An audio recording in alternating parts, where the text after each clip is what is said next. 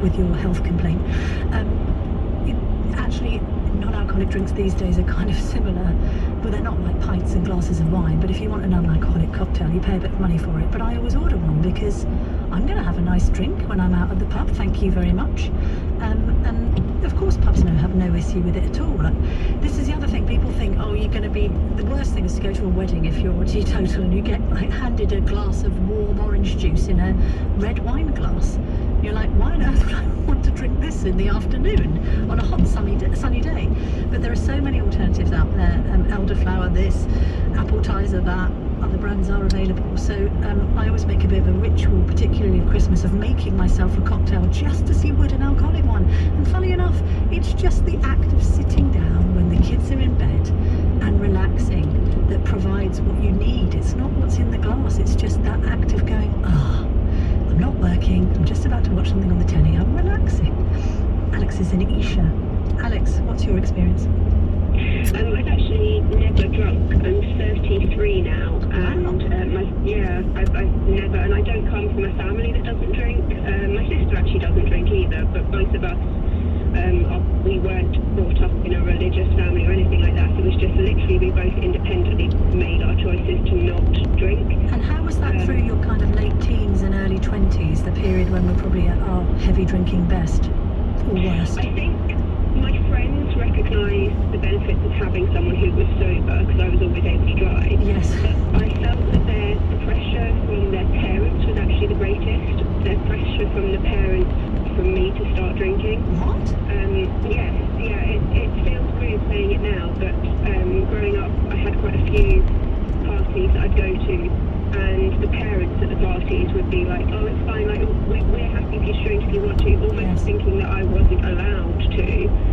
But actually there seemed to be this culture of the parents taking pride over their child drinking, or I remember one time my mum coming back from a conversation with her friends, and they were all discussing how much alcohol they'd brought back from holiday for their children. Yes. And it just felt very strange that was the culture. Yeah. Some friends have told me with older children, like my eldest is 13, so we're not at this stage yet, that like 15, 16-year-olds are going to parties and the parents are sort of WhatsApping saying, oh, well, look, we are going to give them some Alco Pops. And the parents aren't being prudish, but they're like, well, why? Why do you need to do that? Yeah. I just don't like the default. I've said to my kids know the situation. It wasn't the default for me, and I think although my parents drank, it was never something that I saw them overuse or anything like that. And I kind of wish I knew what it was that has made me so against it myself. I go out with friends who are drinking, my partner drinks,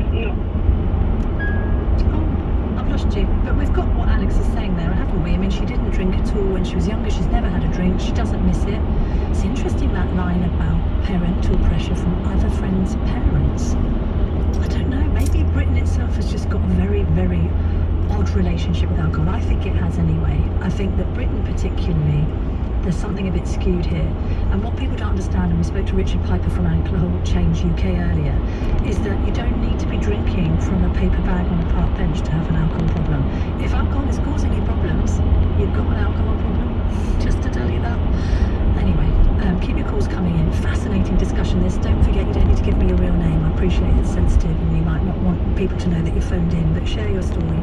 0345 606 0973, text on 84850, tweet at LBC. We're going to be speaking as well about another fascinating story involving Iran trying to ban people from having cats and dogs.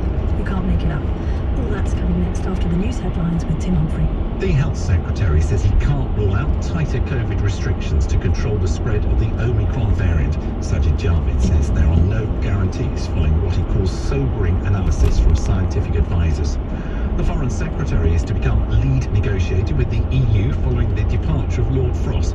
Liz Truss will take over ministerial responsibility for the relationship and lead negotiations to resolve issues with the Northern Ireland Protocol. Welsh Conservative MP Jamie Wallace has been arrested on suspicion of driving while unfit.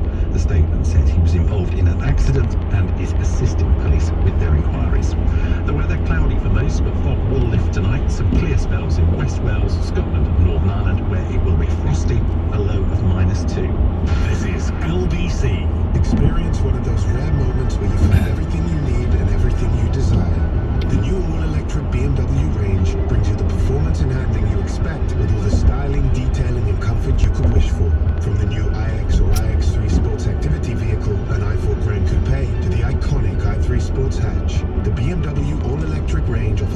functionality you need. Find your BMW electric. Discover more at your local BMW centre or search bmw.co.uk.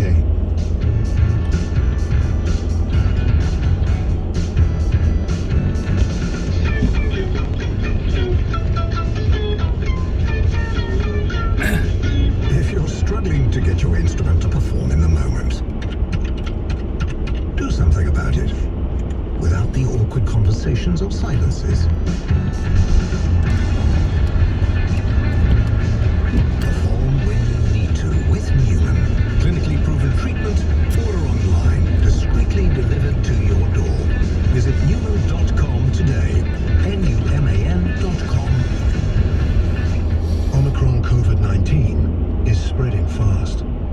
Every adult in the country now needs to get a COVID-19 booster vaccine because 2 doses do not give you enough protection against catching Omicron.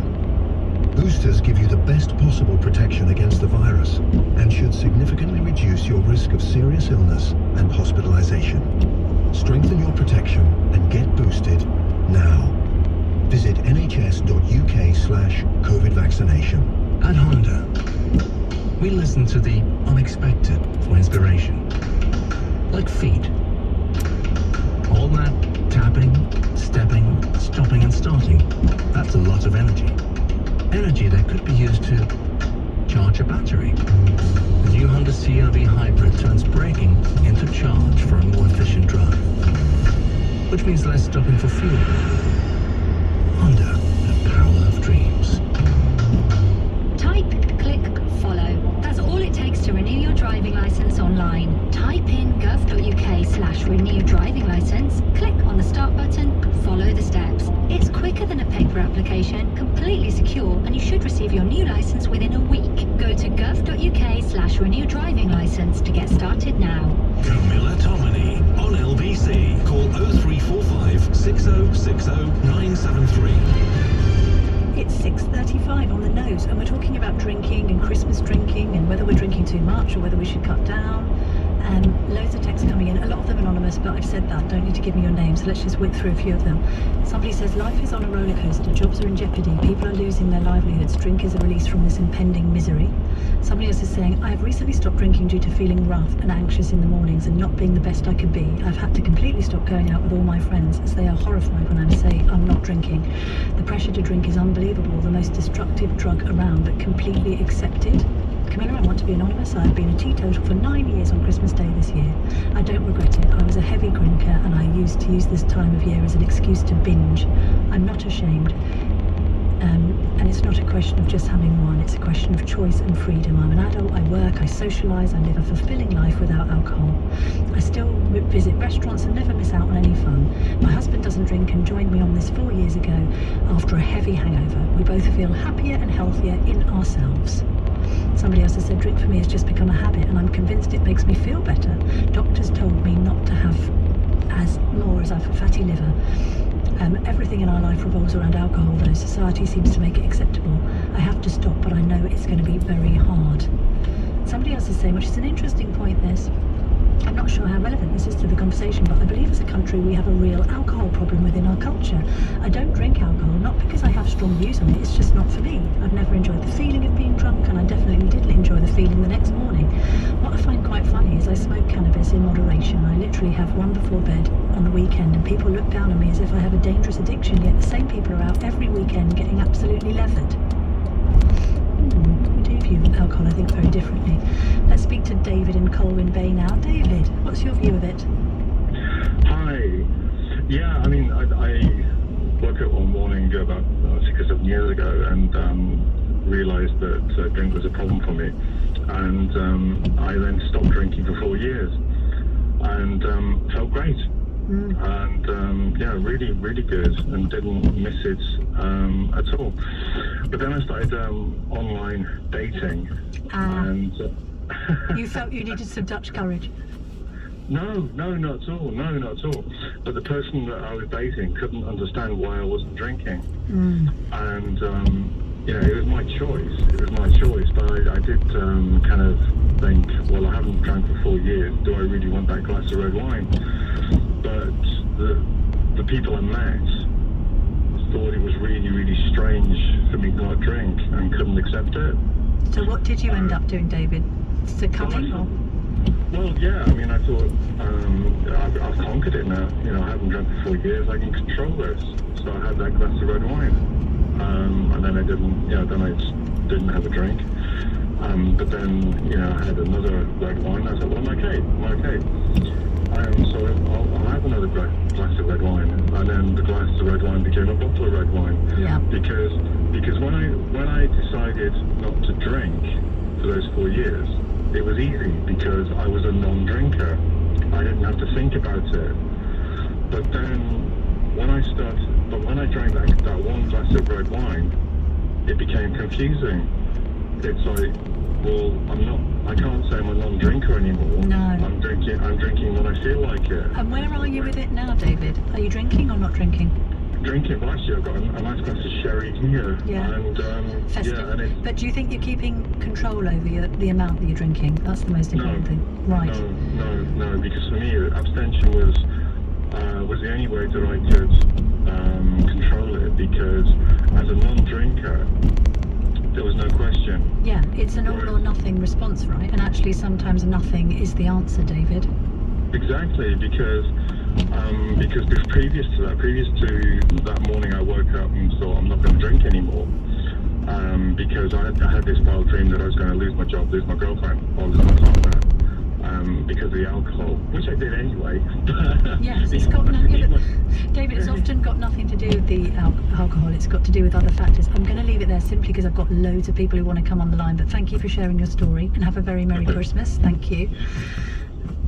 I was also going to say, it's a difficult situation, isn't it? Because you do have this peer pressure, but at the same time, I think if you're with somebody, then they have to accept you not drinking without judging you, in the same way that it's hard not to judge people who drink too much. Does that make sense?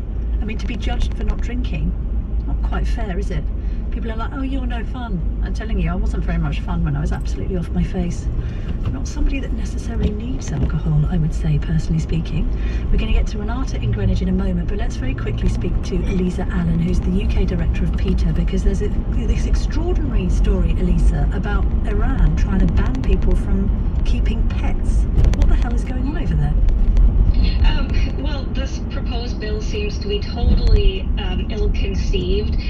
There are some aspects of the proposal which would be welcome. For example, the law would make it illegal for wild animals like alligators and primates to be kept as pets. Okay, fair enough. But what about cats and dogs? The problem is that the law lumps all animals, wild animals and domesticated animals together, and for obvious reasons, that creates an issue. I think many people listening tonight will have dogs and cats in their homes, and we know that these animals are part of the family. I mean, humans have domesticated them, and we therefore have a responsibility towards them.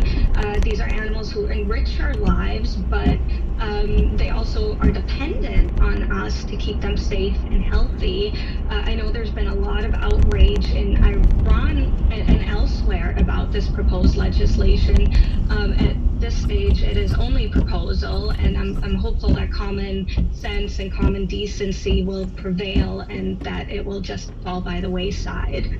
Elisa, while I've got you on, it is Christmas. It's the time when people give puppies to children and all sorts, but we've got to be careful, haven't we, with pets at Christmas?